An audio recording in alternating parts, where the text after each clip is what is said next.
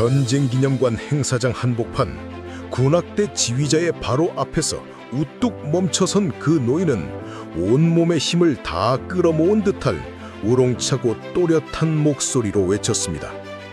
수백 명의 사람들이 지켜보는 가운데 며느리 박선자는 침에 걸린 시아버지를 향해 소리쳤습니다. 아버님, 도대체 왜 이러시는 거예요, 정말? 빨리 이리 돌아오세요. 하지만 그 순간 믿을 수 없는 일이 벌어졌습니다. 참전용사 좌석에 앉아있던 100발의 노병들이 일제히 일어나 가심을 통! 통! 2번 두드리며 외쳤습니다. 중대장님, 이진수 중대장님. 선자는 그 자리에 주저앉았습니다. 매일 아침 귓가에 대고 지겹게 중얼거리던 그 소리, 냄새난다며 버리려 했던 그 낡은 군복이 70년간 지켜온 전우와의 피 맺힌 약속이었다는 사실을 그녀는 그제야 알게 되었습니다. 우리의 이야기는 그로부터 불과 몇 주 전 평범한 어느 새벽부터 시작됩니다. 새벽 4시 반, 창밖은 아직 짙푸른 어둠에 잠겨 있었지만 여든하고도 셋, 이진수 영감의 하루는 어김없이 그 시간에 시작되었습니다. 70년을 넘게 몸에 밴 습관이란 노쇠한 육신도 거역할 수 없는 것이었습니다. 영감은 잠이 묻은 무거운 몸을 끙 소리내어 일으켰습니다. 가늘게 쉬어버린 숨소리가 고요한 새벽 공기 속에서 유난히 크게 들렸습니다. 아들 내외가 깨지 않도록 조심조심 마치 도둑처럼 발소리를 죽이며 안방을 나와 거실 끝에 놓인 낡은 자개장롱으로 향했습니다. 세월의 무게를 이기지 못한 낡은 경첩이 고요한 새벽 공기를 가르며 가느다란 신음을 토해냈습니다. 장롱 안쪽 가장 깊숙한 곳, 나프탈렌 냄새와 오래된 나무 냄새가 뒤섞인 그곳에 빛이 바를 대로 바랜 군복 한 벌이 각 잡힌 모습으로 개켜져 있었습니다. 얇아질 대로 얇아진 천조각 하지만 영감은 그것을 마치 성물을 대하듯 조심스럽게 다루었습니다. 영감은 주름지고 마디 굵은 손으로 마치 귀한 도자기를 다루듯 군복을 조심스레 꺼내 들었습니다. 손가락 끝에 닿는 천의 감촉은 거칠고 해졌지만 그 안에 스며든 누군가의 온기는 아직도 사라지지 않은 것만 같았습니다. 손때가 묻어 반질반질해진 소나무 장롱의 결을 쓸어내리듯 영감은 군복에 기시며 어깨선을 천천히 그리고 반복해서 매만졌습니다. 군복이라기엔 너무나 얇고 해져버린 누군가의 체온이 아직 남은 듯한 그 천조각을 붙들고 영감은 알아들을 수 없는 소리를 음조리기 시작했습니다. 포, 둘, 부을, 르응.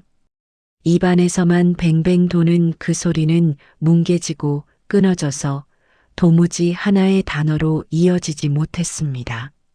마치 녹슨 기계의 톱니바퀴가 겨우겨우 맞물려 돌아가는 것처럼 그의 목소리는 중간중간 끊기고 뒤섞였습니다. 곁에서 귀를 바짝 대고 듣는 아들 민호에게도 그 소리는 그저 의미 없는 옹알이처럼 혹은 치매가 만들어낸 알 수 없는 소음처럼 들릴 뿐이었습니다. 영감의 눈은 먼 데를 보는 듯 초점 없이 거실 벽지를 향해 머물렀습니다.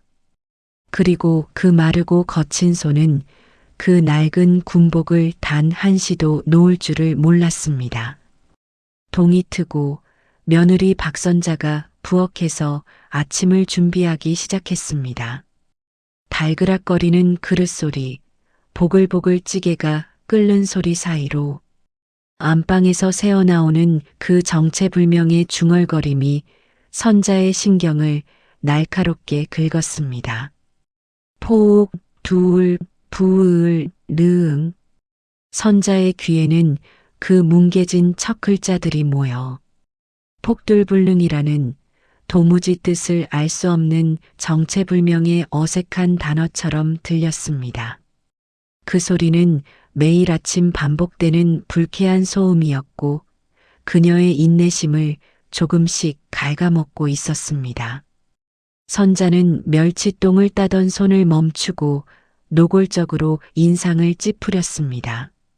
아이고, 아버님 또 저 폭돌불능 소리 시작하셨네. 지겨워 죽겠어, 정말. 그게 대체 무슨 귀신 씨나락 까먹는 소리래. 며느리 박선자는 그 꼴을 볼 때마다 속에서 그야말로 천불이 났습니다. 가슴속에서 뜨거운 짜증이 치밀어 올라 목구멍까지 차올랐지만 그녀는 애써 그것을 삼켰습니다. 아침상을 차려들고 안방에 들어설 때마다 시아버지, 이진수 영감이 어김없이 그 퀴퀴한 군복을 무릎에 펼쳐놓고 앉아있는 것을 보아야만 했습니다.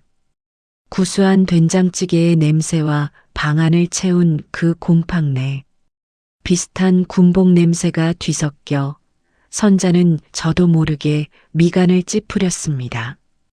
그 냄새는 코를 찌르는 자극적인 악취는 아니었지만 묵직하고 눅눅한 습기 같은 것이 코끝에 달라붙어 떨어지지 않았습니다. 아버님, 또 그거 꺼내셨어요? 아이고, 냄새야. 폭돌불능인지 폭세불능인지. 이제 그만 좀 하시고 얼른 식사나 하세요. 선자의 목소리에는 날이 바짝 서 있었습니다. 그녀는 대놓고 소리를 지르거나 물건을 집어던지며 구박을 하는 그런 악한 며느리는 아니었습니다. 겉으로는 예의를 지키는 듯 보였습니다. 하지만 그 차가운 눈빛, 무심하게 밥상을 쿵 내려놓는 그 손짓, 그리고 툭툭 내뱉는 말투 속에는 짐이 되어버린 시아버지를 향한 숨길 수 없는 무시와 짜증이 고스란히 배어 있었습니다. 밥상을 놓는 그녀의 손에는 떨림이 있었습니다. 분노를 억누르느라 힘이 들어간 손끝이 새하얗게 질려 있었습니다. 이진수 영감은 며느리의 핀잔에도 아랑곳 없이 여전히 능하고 중얼거리며 군복만 매만졌습니다. 그의 손가락은 군복의 단추 하나, 깃의 주름 하나를 더듬으며 마치 그 천 조각 속에서 무언가를 찾으려는 듯 집요하게 움직였습니다. 그 모습에 선자의 화가 머리끝까지 치밀었습니다. 참았던 감정이 한계에 다다른 순간 그녀의 목소리가 날카롭게 터져나왔습니다. 아버님, 제 말 안 들리세요? 밥 먹을 땐 그것 좀 치우시라고요. 입맛 떨어지게 정말. 결국 선자의 목소리가 높아졌습니다. 그 소리에 안방의 공기가 순식간에 얼어붙었습니다. 영감은 그제야 화들짝 놀란 듯 주름진 손으로 군복을 허둥지둥 끌어모아 다시 장롱에 넣었습니다. 그의 손이 떨렸습니다. 나이든 노인의 손놀림은 느리고 어설펐고 군복을 접는 그 짧은 시간조차 그에게는 버거워 보였습니다. 그 느리고 어설픈 몸짓을 선자는 팔짱을 낀 채 싸늘하게 지켜보았습니다. 그녀의 눈빛에는 연민도 미안함도 없었습니다. 오직 차가운 불만만이 가득했습니다.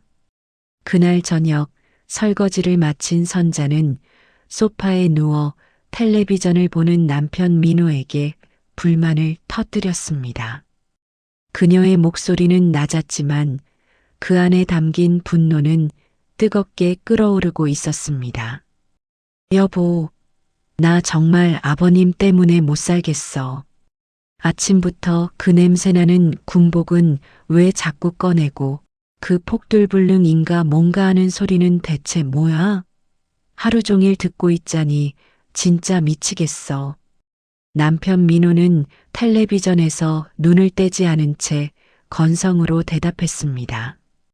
그의 목소리는 피곤에 절어 있었고 아내의 불만을 또 듣는다는 듯 무기력했습니다. 에휴, 그냥 둡시다. 치매 증상이라잖아. 아버지한텐 뭐 소중한 건가 보지.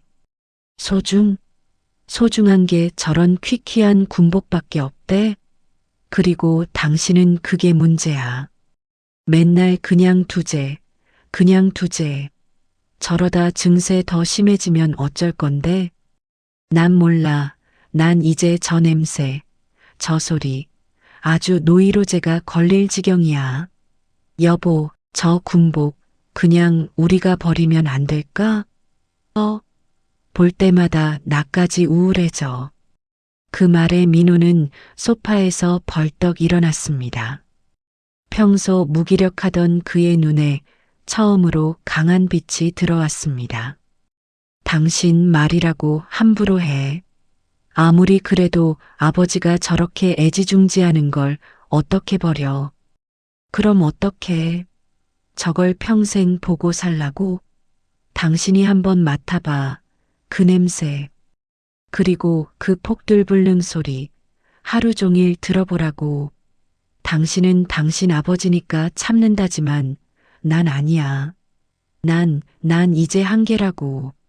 선자는 그렇게 소리치고는 안방으로 쾅 문을 닫고 들어가 버렸습니다. 문이 닫히는 소리가 거실에 묵직하게 울려 퍼졌습니다. 민호는 거실에 우두커니 서서 깊은 한숨만 내쉬었습니다.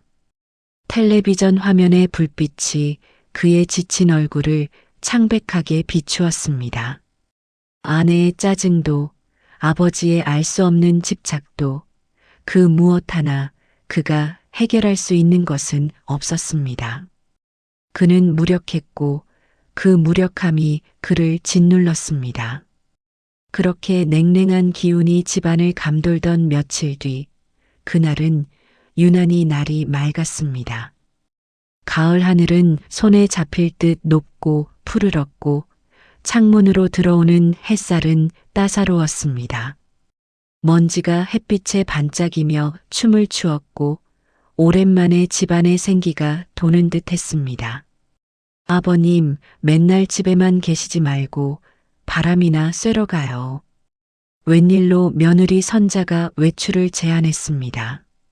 민호는 아내가 드디어 마음을 풀었나 싶어 반색했지만 선자가 내민 것은 구청에서 온 참전용사 가족 나들이 안내문이었습니다.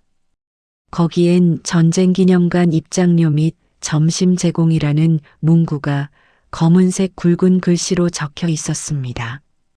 공짜 점심, 그것이 선자를 움직인 진짜 이유였습니다. 그녀의 눈에는 시아버지를 위한 효심이 아니라 한 끼를 아낄 수 있다는 계산이 먼저 떠올랐습니다. 오랜만에 외출해 이진수 영감은 아이처럼 들떠 보였습니다. 그의 흐릿한 눈에 잠시나마 생기가 돌았고 주름진 입가에 희미한 미소가 번졌습니다.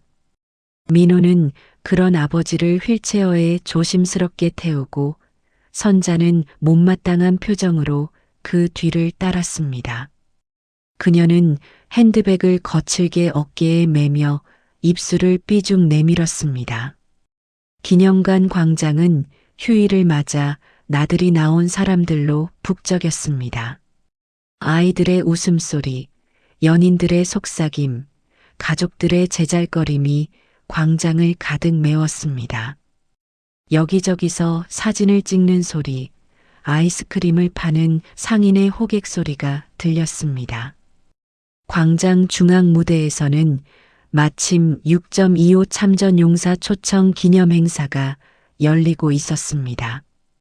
군악대의 우렁찬 연주 소리가 광장을 가득 메우고 있었습니다. 트럼펫의 높은 음과 트롬본의 낮은 울림이 가을 하늘로 퍼져나갔습니다. 선자는 주위를 둘러보며 투덜거렸습니다. 아이고, 시끄러워. 여보, 우리 점심이나 빨리 먹고 가요. 하지만 어찌된 일인지 이진수 영감이 갑자기 휠체어에 앉아 너무나 완강히 무엇인가에 홀린 듯 집중을 하며 그 소리를 듣고 있었습니다. 그 요란한 북소리와 나팔 소리를 마치 홀린 사람처럼 멍하니 듣고 있었습니다. 그의 손이 휠체어 팔걸이를 꽉 움켜쥐었습니다. 손등에 핏줄이 붉어져 나왔고 마디마디가 하얗게 질렸습니다. 평소 멍하니 허공만 보던 모습과는 전혀 달랐습니다. 며느리는 그런 시아버지의 낯선 모습에 어쩔 수 없이 잠시 서서 행사를 지켜보았습니다. 이진수 영감의 눈동자는 무대 위 군악대를 향해 있었지만 그가 보고 있는 것은 지금 이 광장이 아니었습니다. 70년 전 포탄이 쏟아지던 그 밤, 전우들의 비명과 총성이 뒤섞이던 그 지옥 같은 능선이 그의 눈앞에 아른거리고 있었습니다. 행사는 점점 절정으로 치달았습니다. 사회자가 6.25 전쟁의 의의에 대해 열변을 토하고 마침내 군악대가 모든 참전 용사에게 바친다며 웅장한 행진곡을 연주하기 시작했습니다. 무대 위 지휘자의 손이 힘차게 움직였고 악기들이 일제히 울려 퍼졌습니다. 둥, 둥, 둥. 낮고 굵은 대북 소리가 마치 심장을 직접 내리치는 듯 광장을 울렸습니다. 그 진동이 공기를 타고 영감의 가슴까지 전해졌습니다. 바로 그때였습니다. 다른 곳을 보며 딴청을 피우던 며느리 선자도 딴 생각을 하던 아들 민호도 그 순간을 목격했습니다. 휠체어에 미동도 없이 앉아 허공만 바라보던 이진수 영감의 등이 갑자기 꼿꼿하게 펴지는 것을 보았습니다. 구부정하게 굽어있던 척추가 마치 강철 막대처럼 곧게 펴졌습니다. 멍하니 풀려있던 영감의 눈에 마치 꺼져가던 불씨가 되살아나듯 번쩍하고 섬광이 스쳤습니다. 그 흐릿하던 눈동자에 70년 전에 날카로운 빛이 되살아났습니다. 그리고는 영감은 갑자기 휠체어 안전벨트를 풀고 벌떡 일어섰습니다. 치매로 인해 늘 비틀거리던 그 다리가 어떻게 그런 힘이 났는지 성큼성큼 무대 중앙을 향해 뛰쳐나갔습니다. 그의 발걸음은 놀라울 정도로 힘찬 것이었습니다. 마치 50년은 젊어진 것처럼 그의 몸에서 노쇠함이 사라지고 군인의 기백이 되살아났습니다. 아, 아버님. 민호가 다급하게 외쳤지만 영감은 들리지 않는 듯 했습니다. 그는 행사장 한복판 군악대 지휘자의 바로 앞에서 우뚝 멈춰 섰습니다. 수백 명의 시선이 그에게 쏠렸습니다. 웅성거리는 소리가 물결처럼 퍼져나갔습니다. 그리고는 평소에 그 어눌하고 뭉개진 중얼거림이 아닌 온몸의 힘을 다 끌어모은 듯한 우렁차고 또렷한 목소리로 외쳤습니다. 폭풍, 둘, 삼, 붉은 능선. 정적이 흘렀습니다. 연주가 멈췄습니다. 지휘자의 손이 공중에 얼어붙었고 악기를 든 단원들이 어리둥절한 표정으로 서로를 바라보았습니다. 사람들의 웃음소리가 멈췄습니다. 아이스크림을 먹던 아이들도 사진을 찍던 연인들도 모두 그 자리에서 얼어붙었습니다. 바람 소리마저 멎은 듯 광장은 순식간에 얼어붙었습니다. 그 무거운 침묵 속에서 이진수 영감의 거친 숨소리만이 또렷하게 들렸습니다. 아버님, 지금 뭐 하시는 거예요?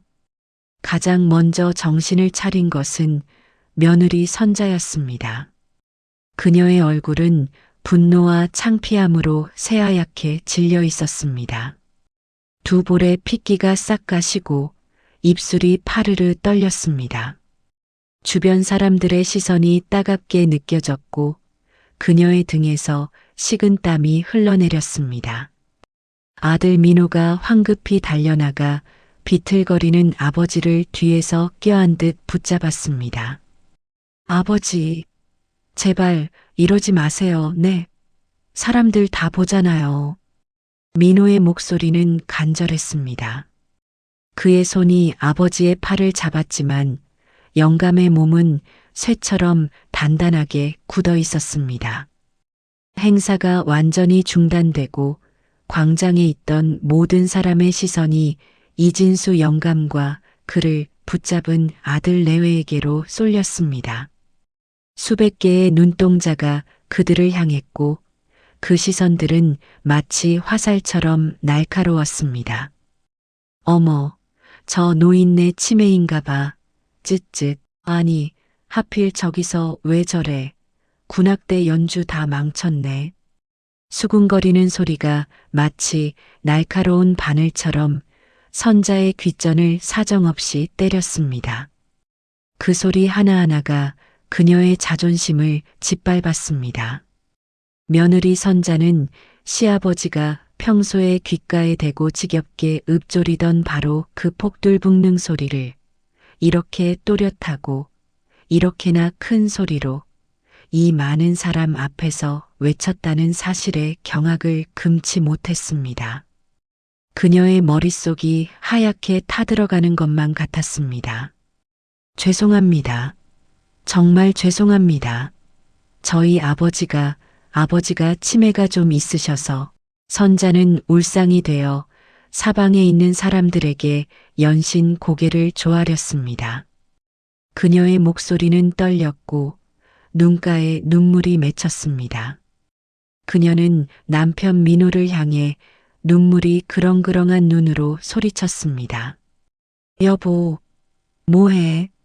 빨리 모시고 나가. 빨리. 민호는 아버지의 팔을 잡아 끌었습니다. 아버지, 가요, 제발. 하지만 이진수 영감은 마치 땅에 뿌리라도 박은 듯 그 자리에 버티고 서서 여전히 무대 앞을 노려보고 있었습니다.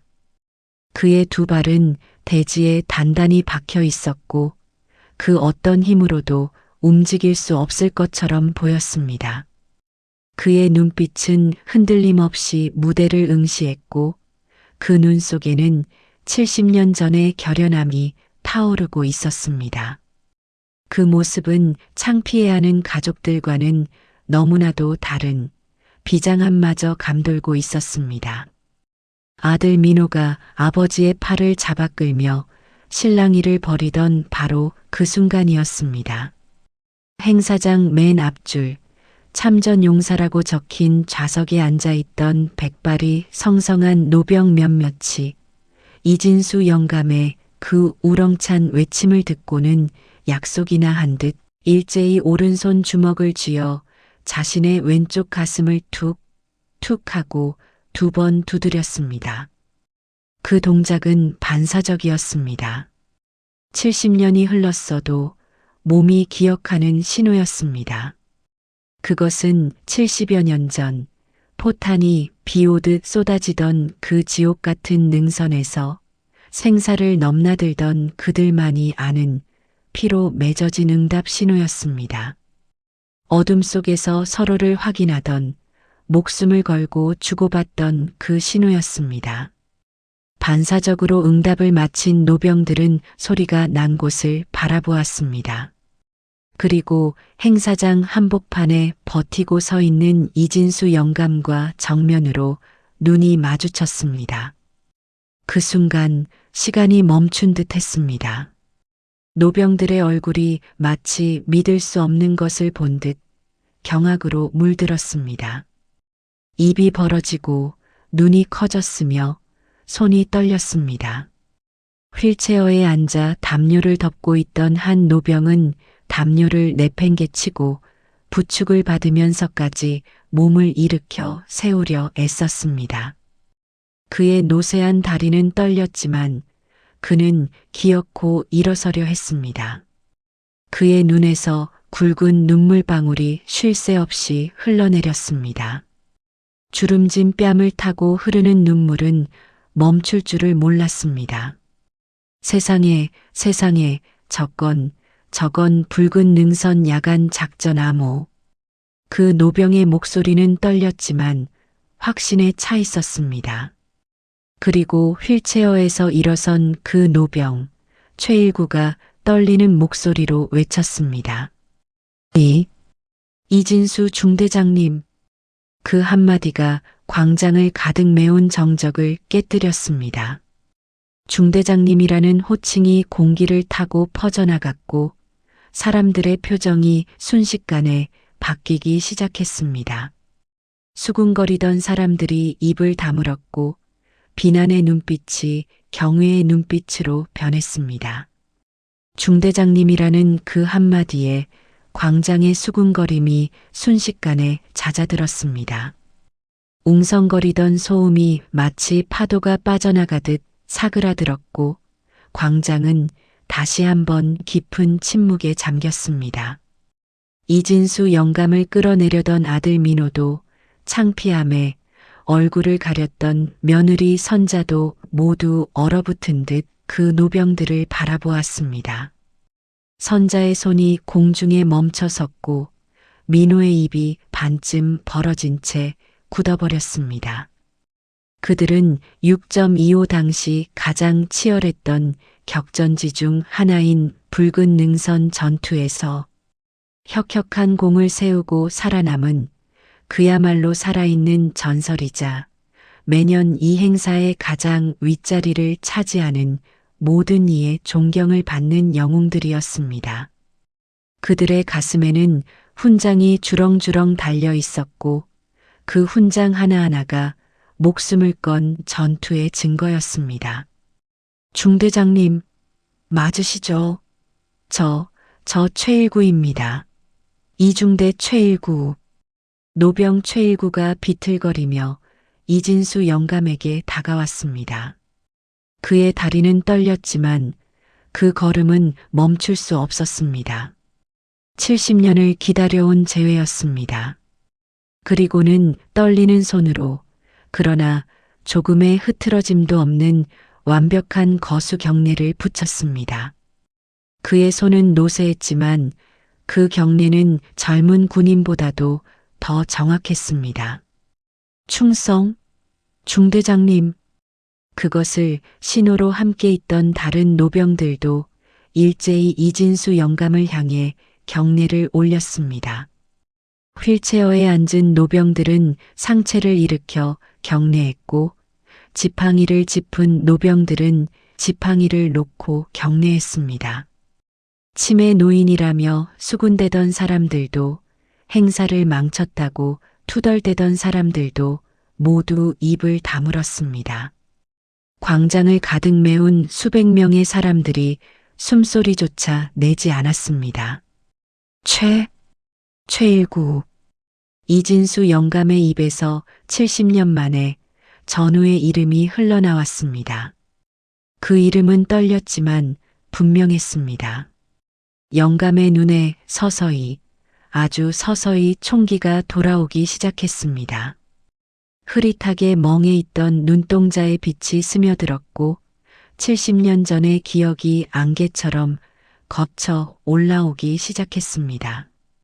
노병 최일구는 어안이 벙벙해 서 있는 민호와 선자 그리고 광장의 사람들을 향해 울음 섞인 목소리로 외쳤습니다. 그의 목소리는 떨렸지만 그 안에는 70년간 가슴에 묻어두었던 전우애가 뜨겁게 타오르고 있었습니다. 이분은 우리 이중대를 이끈 이진수 중대장님이십니다. 여러분이 방금 들은 저 암호는 70여 년 전 붉은 능선 고지에서 우리 중대가 전멸할 위기에 처했을 때 중대장님과 강기태 병장께서 만들어낸 우리 중대의 생명의 암호였습니다. 노병들의 증언은 그 자리에 있던 모든 이들을 70년 전 그날의 피비린내 나는 고지로 데려갔습니다. 중대의 정신적 지주였던 강기태 병장이 어떻게 포위망을 뚫고 적의 후방으로 잠입했는지, 그리고 이진수 중대장이 어떻게 남은 중대원들을 이끌고 불 속으로 뛰어들어 그들을 구해냈는지, 그 영웅적인 일화들이 살아남은 노병들의 떨리는 목소리를 통해 70년 만에 세상에 드러나기 시작했습니다. 사람들의 눈빛이 변했습니다. 비난과 동정이 경외와 존경으로 바뀌었습니다. 노병 최일구의 이야기가 이어졌습니다. 그의 목소리는 점점 더 떨렸고 그의 눈에서 눈물이 끊임없이 흘러내렸습니다. 하지만 강 병장은 돌아오지 못했습니다. 중대원들을 모두 살리고 혼자 적진에서 그 순간 멍하니 서 있던 이진수 영감의 입에서 또렷한 이름이 울음과 함께 터져 나왔습니다. 강 병장 기태, 강기태. 그 이름은 절규였습니다. 70년간 가슴속에 묻어두었던 죄책감과 그리움이 한꺼번에 터져 나왔습니다. 영감의 목소리는 갈라졌고 그의 온몸이 떨렸습니다. 그제야 며느리 선자의 머릿속을 아침마다 지겹게 들었던 그 소리, 폭돌북능이 스쳐 지나갔습니다. 폭풍, 둘, 삼, 붉은 능선, 그리고 강기태. 그것은 치매 노인의 헛소리가 아니었습니다. 그것은 70년간 단 하루도 잊지 못했던 전우의 이름이자 피로 새긴 맹세의 암호였던 것입니다. 선자의 입술이 떨렸고 그녀의 얼굴에서 핏기가 싹 가셨습니다. 이진수 영감이 중얼거렸습니다.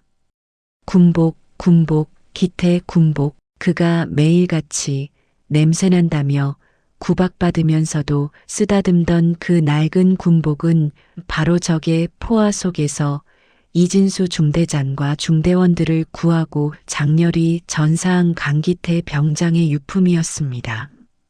70년간 장롱 깊숙이 보관되어 온 그 해지고 낡은 군복은 단순한 옷이 아니었습니다. 그것은 전우와의 약속이었고 살아남은 자의 빚이었으며 잊어서는 안 될 기억의 마지막 조각이었습니다. 이걸 가족에게 전해줘야 했는데 내가 잊어버리면 안 되는데 전쟁의 끔찍한 충격과 전우를 지키지 못했다는 트라우마는 영감의 기억을 조각내버렸습니다. 오직 전우의 유품을 돌려줘야 한다는 그 마지막 약속 하나만을 어렴풋이 붙들고 70년을 버텨온 것이었습니다. 그의 치매는 모든 것을 지워버렸지만 가장 중요한 그 약속만은 지울 수 없었습니다.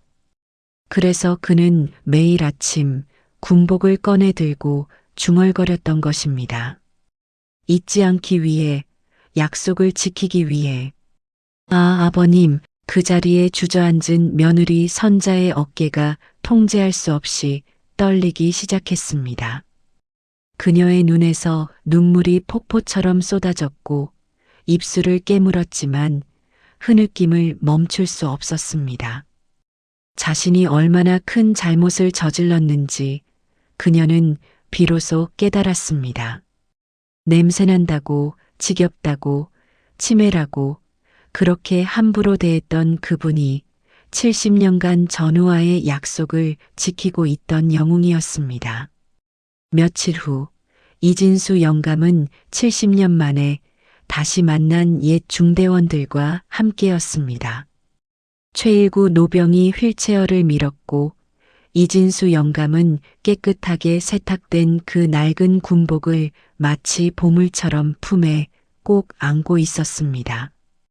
군복의 천은 여전히 얇고 해졌지만 깨끗이 빨아달인 그것은 70년 전의 존엄을 되찾은 듯 보였습니다.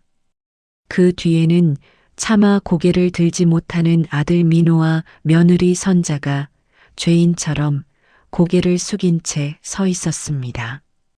선자의 눈은 울어서 붉게 부어 있었고 민호의 어깨는 무거운 짐에 눌린 듯 축 처져 있었습니다.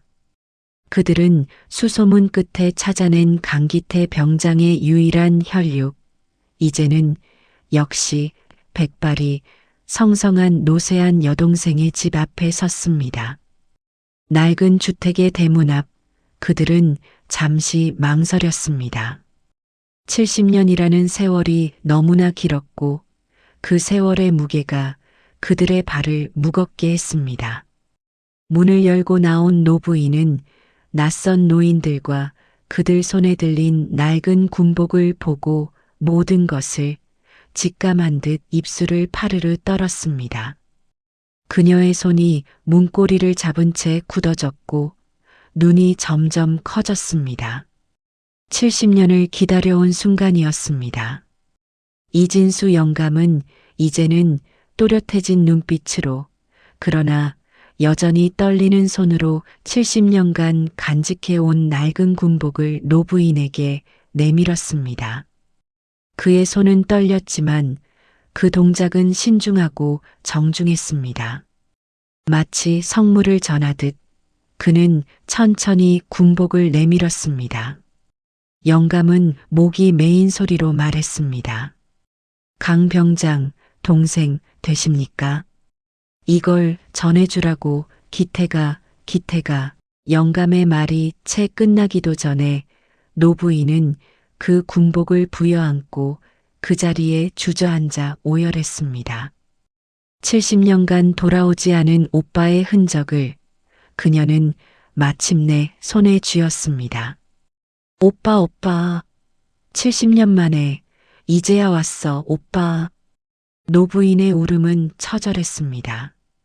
그녀의 몸이 군복을 껴안은 채 작게 떨렸고 그 울음소리는 70년간 쌓인 그리움과 슬픔이 한꺼번에 터져 나오는 것이었습니다. 그녀는 군복에 얼굴을 묻고 흐느꼈습니다.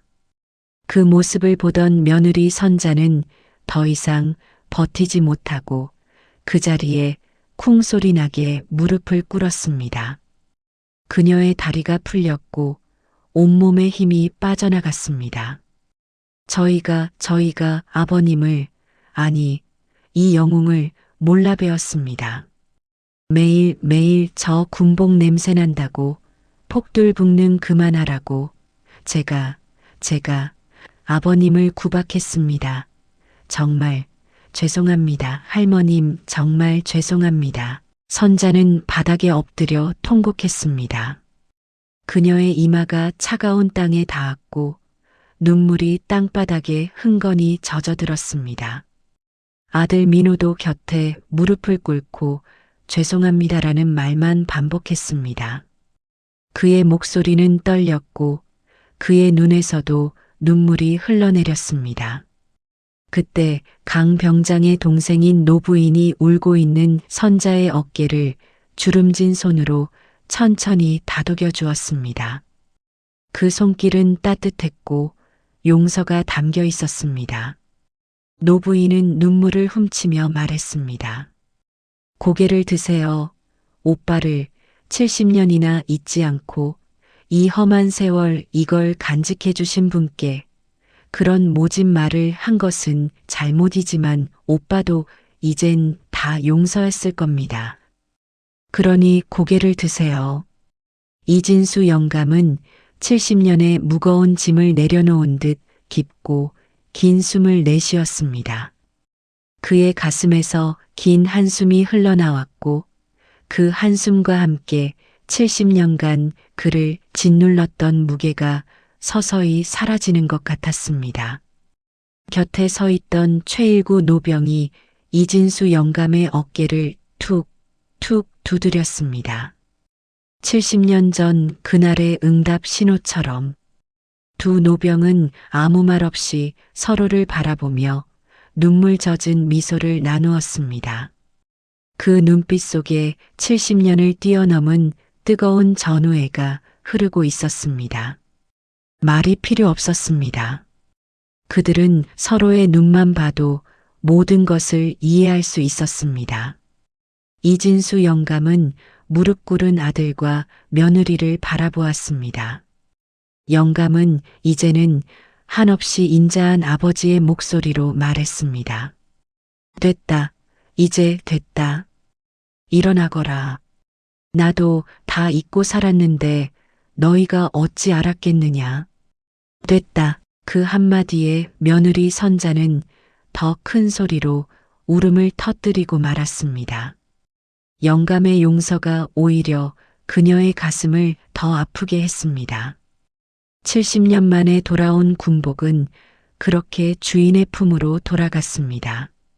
한 사람의 가슴 속에 70년간 무겁게 잠자고 있던 약속, 그 약속을 붙들고 있던 기억의 마지막 조각은 폭돌불능이라는 알 수 없는 옹알이로 남아 있었습니다. 우리는 때로 늙고 병든 부모님의 이해할 수 없는 말과 행동을 그저 치매라는 이름으로, 노망이라는 이름으로 너무나 쉽게 외면하고 무시해버리곤 합니다. 하지만 그 알 수 없는 중얼거림 속에는 어쩌면 그분들이 평생을 지키고자 했던 가장 소중한 약속과 피 맺힌 다짐이 숨어 있을지도 모르는 일입니다. 70년의 세월을 견뎌낸 낡은 군복은 오늘 우리에게 그렇게 묻고 있었습니다. 이진수 중대장님의 이야기 끝까지 함께 들어주셔서 감사합니다. 때로는 이해할 수 없는 모습 뒤에 평생을 지켜온 약속이 있습니다. 우리 곁의 어르신들, 그분들의 작은 중얼거림에도 귀 기울여 주시기 바랍니다. 하루담소는 앞으로도 여러분의 마음을 울리는 따뜻한 이야기를 전하겠습니다. 구독과 좋아요로 응원해 주신다면 더 좋은 이야기로 찾아뵙겠습니다. 감사합니다.